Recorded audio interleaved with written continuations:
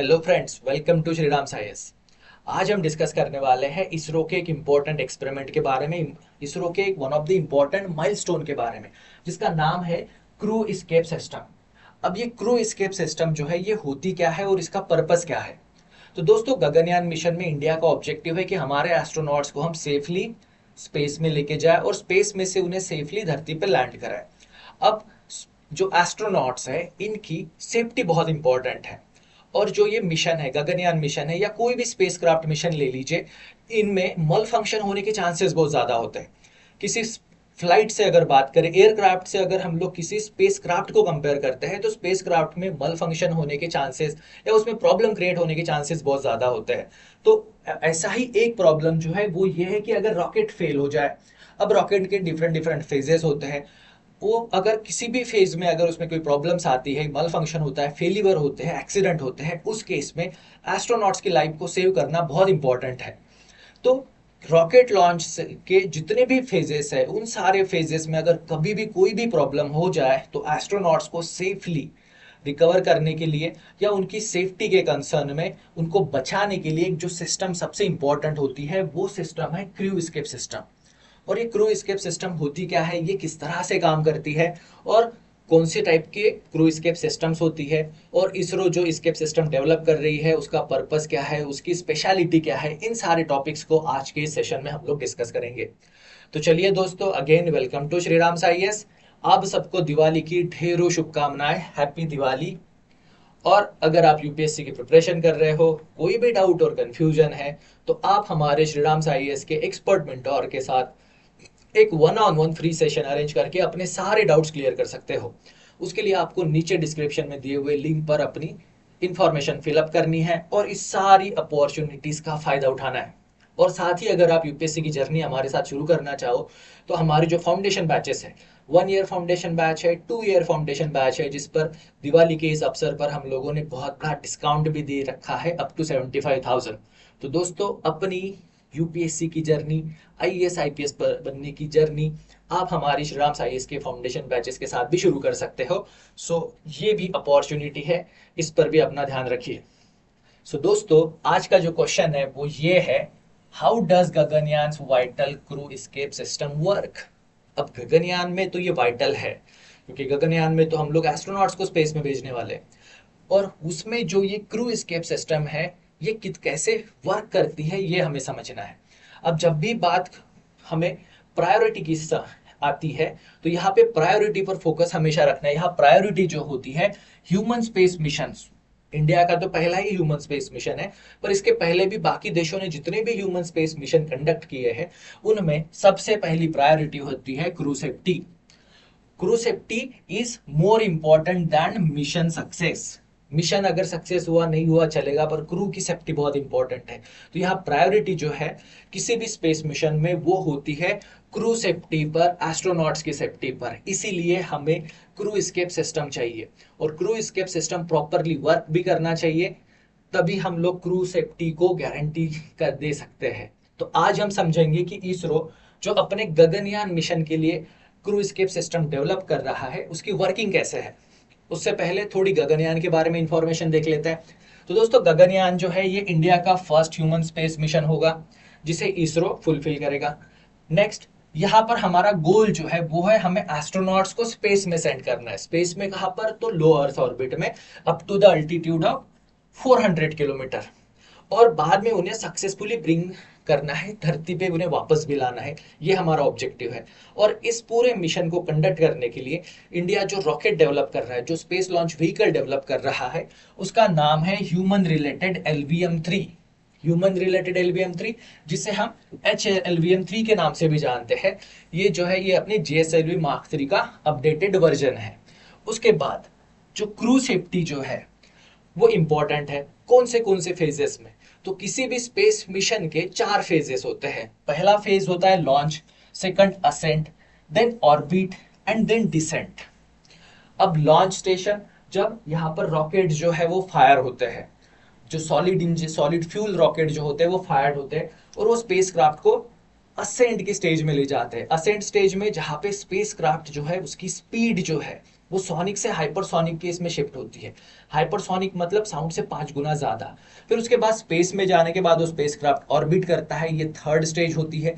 Last stage होती है decent, जिसमें एस्ट्रोनॉट्स को हम सेफली धरती पर वापस लाते हैं। यानी पहला है लॉन्च, जहाँ पे इग्निशन से स्पेसक्राफ्ट अपनी जर्नी शुरू करता है।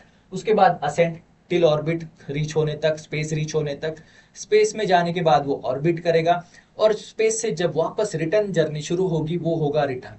इन चारों फेजेस में क्रू सेफ्टी को हाईएस्ट इंपॉर्टेंस दिया जाता है, हाईएस्ट प्रायोरिटी दी जाती है। तो जनरली यहाँ पर अगर कोई भी एक्शन होता है मिड फेज में, कहीं पे भी एक्शन होता है, कोई मल फंक्शन होता है, कोई भी प्रॉब्लम होता है, तो वहां पे ये जो क्रू एस्केप सिस्टम है ये ऑटोमेटिकली एक्टिवेट हो जाएगी, और ये अपने साथ एस्ट्रोनॉट्स को लेकर सेपरेट हो जाएगी और उन्हें सेफली धरती पर लैंड करेगी। ये इसका ऑब्जेक्टिव है कि किसी भी एक्सीडेंट सिनेरियोज में, मल फंक्शन के सिनेरियोज में, किसी भी सीरियस कंडीशन के टाइम पे ये क्रू एस्केप सिस्टम जो है ये ट्रिगर होगी। ये अपने आप को मेन सैटेलाइट लॉन्च व्हीकल से, रॉकेट से सेपरेट करेगी एस्ट्रोनॉट्स के साथ, और उनकी सेफ्टी को इंश्योर करेगी, क्योंकि पहली प्रायोरिटी यहाँ पर क्रू की सेफ्टी है। अब वो डिसीजन कौन लेगा क्रू एस्केप सिस्टम को ट्रिगर करने का, और उसके पैरामीटर्स क्या होंगे, उन्हें भी समझेंगे। तो दोस्तों, अब ये क्रू एस्केप सिस्टम क्या होता है? क्रू एस्केप सिस्टम एक मैकेनिज्म है। ओके, ये एक सेफ्टी मैकेनिज्म है। इसे डिजाइन किया गया है ताकि ये क्विकली क्रू मॉड्यूल को सेपरेट कर सके मल फंक्शनिंग रॉकेट से। अब जो क्रू मॉड्यूल जो होता है ये जनरली किसी भी स्पेसक्राफ्ट के टॉप में उसको रखते हैं। तो अगर रॉकेट में अगर कोई भी मल फंक्शन हो जाए तो इस सिस्टम का काम होता है कि जो क्रू मॉड्यूल है उसे सेपरेट कर दे रॉकेट के साथ, रॉकेट से उसे सेपरेट कर दे। अब ये थोड़ा क्रिटिकल हो जाता है, क्योंकि रॉकेट जो एक्सेलरेट हो रहा होता है तो वहां पे एक्सेलरेशन ये 10 टाइम्स ऑफ ग्रेविटी होता है। और मोस्टली जब ये रॉकेट्स जो लॉन्च स्टेज में होते हैं, लॉन्च स्टेज के बाद जो असेंट स्टेज होता है, तो मोस्टली ये सॉलिड फ्यूल रॉकेट से फायर्ड होते हैं। और सॉलिड फ्यूल रॉकेट की फीचर्स ये है कि वंस अगर उनको हमने फायर कर दिया तो हम लोग उन्हें रोक नहीं कर सकते, स्टॉप नहीं कर सकते। तो रॉकेट जो है, जो सॉलिड फ्यूल के रॉकेट्स जो है, अगर इन्हें एक बार फायर कर दिया तो आप इन्हें रोक नहीं सकते हो। और ये जितना एक्सेलरेशन प्रोड्यूस करते हैं वो 10 टाइम्स ऑफ ग्रेविटी होती है। और उस सिनेरियोज में अगर आपको क्रू मॉड्यूल को सेपरेट करना है क्रू की सेफ्टी के लिए, तो इसमें डिसीजन मेकिंग के लिए बहुत ही कम सेकंड्स होता है, और इन फ्यू सेकंड्स में ही ये डिसीजन लेना होता है। उसी के लिए इस क्रू एस्केप सिस्टम को डेवलप किया जाता है कि ये मल फंक्शन, अगर रॉकेट में मल फंक्शन हो जाए तो ये क्रू मॉड्यूल को सेपरेट कर दे। ये एक सेफ्टी मैकेनिज्म होता है, और इसमें डिसीजन मेकिंग जो है उसके लिए चांसेस बहुत कम होते हैं, क्योंकि स्पीड भी हाइपरसोनिक मोड में होता है, एक्सेलरेशन भी बहुत ज्यादा होता है, और फ्यू सेकंड्स ही होते हैं जब जहां पर एक करेक्ट डिसीजन एस्ट्रोनॉट्स की सेफ्टी मेंटेन कर सकता है। ये इसका ऑब्जेक्टिव है। अब ये जो है ये एक्टिवेटेड हो जाता है during initial atmospheric phase. Atmospheric phase यानी लॉन्च से लेके असेंड वाले जो फेज है, इसमें ये एक्टिवेट हो जाता है। और इसका ऑब्जेक्टिव होता है कि जो क्रू है इनको सेफ डिस्टेंस पर मूव किया जाए, वो भी इन सेकंड। सेफ डिस्टेंस पर मूव करना है किससे? रॉकेट से, क्योंकि रॉकेट एक्सप्लोजन की वजह से स्क्रू मॉडल भी डिस्ट्रॉय हो सकते हैं, तो उसके चपेटे में ना आ जाए करके उसे सेपरेट करना, एक डिस्टेंस क्रिएट करना, वो भी विद इन अ सेकंड, ये इसका ऑब्जेक्टिव होता है। और ये इसीलिए काम करता है क्योंकि हम रॉकेट्स को शट डाउन नहीं कर सकते हैं, क्योंकि रॉकेट जनरली सॉलिड फ्यूल से फायर्ड होते हैं। अब सॉलिड फ्यूल रॉकेट ये फीचर्स यही है कि एक बार अगर आपने इनको फायर कर दिया तो आप इन्हें शट डाउन नहीं कर सकते, वो ये पूरा फ्यूल बर्न होने तक वैसे ही चलते रहेंगे। अब फैक्ट जो है वो ये कि ये इतना एक्सेलरेशन क्रिएट करता है जो 10 टाइम्स ऑफ ग्रेविटी होता है, और ह्यूमन बॉडी जो है इतने ग्रेविटी को हैंडल करने के लिए, मैनेज करने के लिए डिजाइन नहीं है। ह्यूमन बॉडी कुछ सेकंड से ज्यादा इतना एक्सेलरेशन हैंडल नहीं कर सकती है। हाँ, उसके लिए कुछ चीजें भी है, जैसे कि अगर वो acceleration perpendicular to human chest हो और ह्यूमन बॉडी जो है वो प्रॉपर सीट को स्ट्रेच हो, उस केस में ही एस्ट्रोनॉट्स इसे सर्वाइव कर सकते हैं। जो क्रैडल इन कार जो होता है ना, बेबीज के लिए जो क्रैडल होता है, सेम फिनोमिना यहाँ पर भी अप्लाई किया जाता है। तो एस्ट्रोनॉट्स जहाँ सीट पर बैठते हैं उस सीट का जो एंगल होता है वो भी बहुत मैटर करता है कि वो इतना ज्यादा एक्सेलरेशन सह पाएंगे या नहीं। इन सारे चीजों के लिए इस क्रू एस्केप सिस्टम को डेवलप किया जाता है। अब इस क्रू एस्केप सिस्टम कैसे काम करता है, अगर स्टेप बाय स्टेप अगर देखें तो इस क्रू एस्केप सिस्टम में सारे सेंसर्स अटैच होते हैं, और ये सेंसर्स जो है इनका काम होता है मल फंक्शन को डिटेक्ट करना।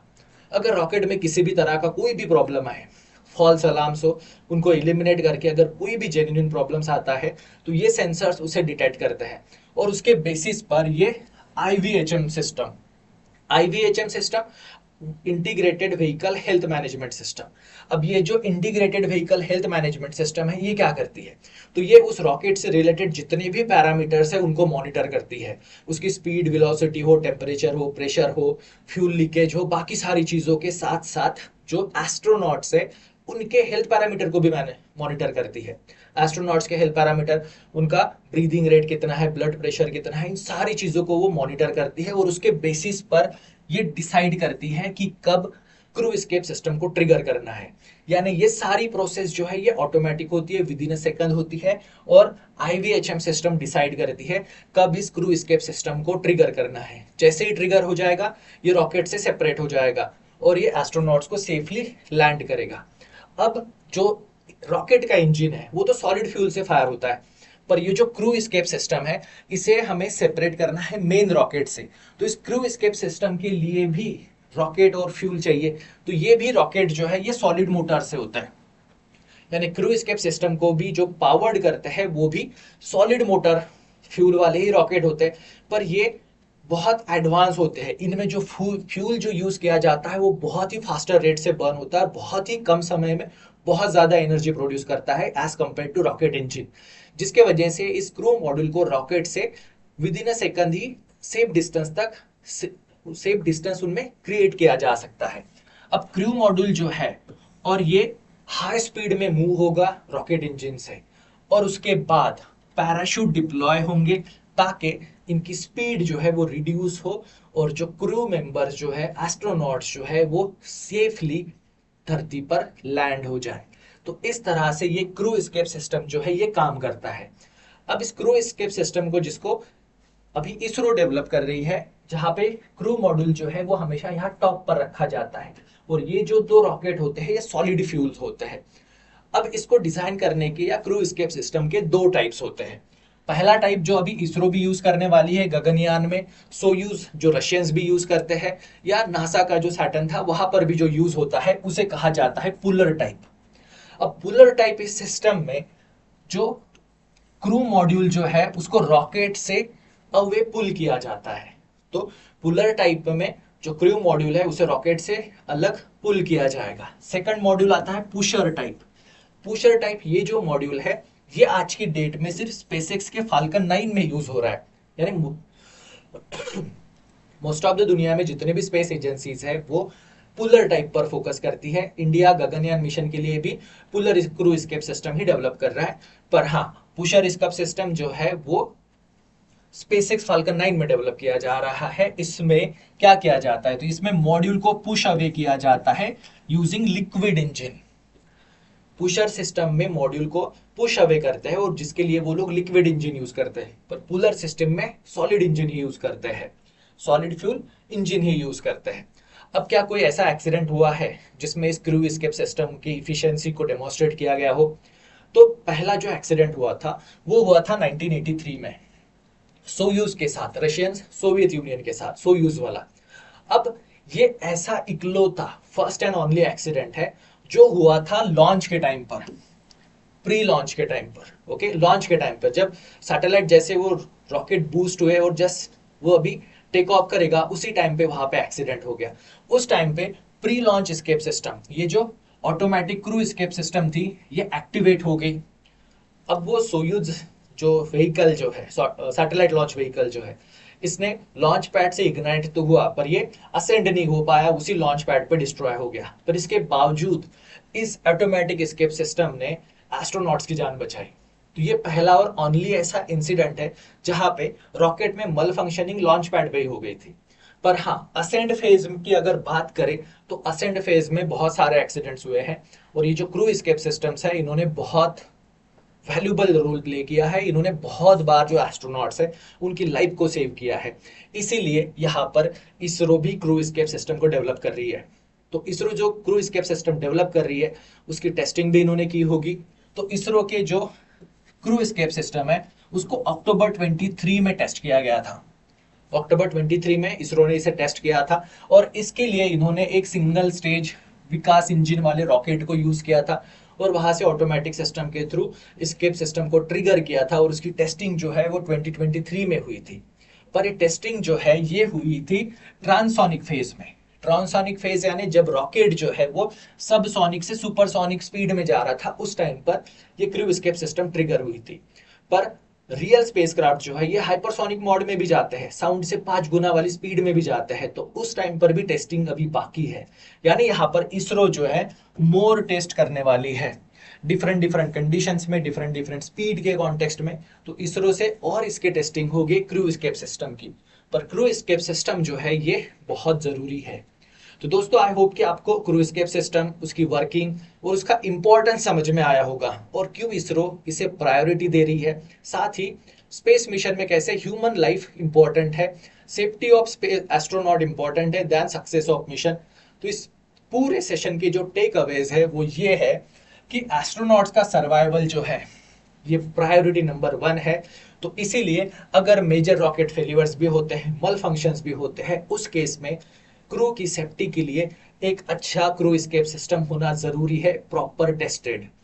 सेकंड, ये शो करता है कि इंडियन इंजीनियर्स जो है ये प्लानिंग कर रहे हैं, रिलायबिलिटी पर इनका ज्यादा फोकस है और हर सारे सिनेरियोज के लिए प्रिपेयर्ड हो रहे हैं। और इसके लिए हमें एक इंटेलिजेंट सिस्टम भी चाहिए जो इंटीग्रेटेड व्हीकल हेल्थ मॉनिटर की तरह काम करे, क्विक डिसीजन ले, साथ ही इसकी रिगरस टेस्टिंग होनी चाहिए एस्केप क्रू सिस्टम की, क्योंकि हमारे एस्ट्रोनॉट्स की सेफ्टी इंपॉर्टेंट है।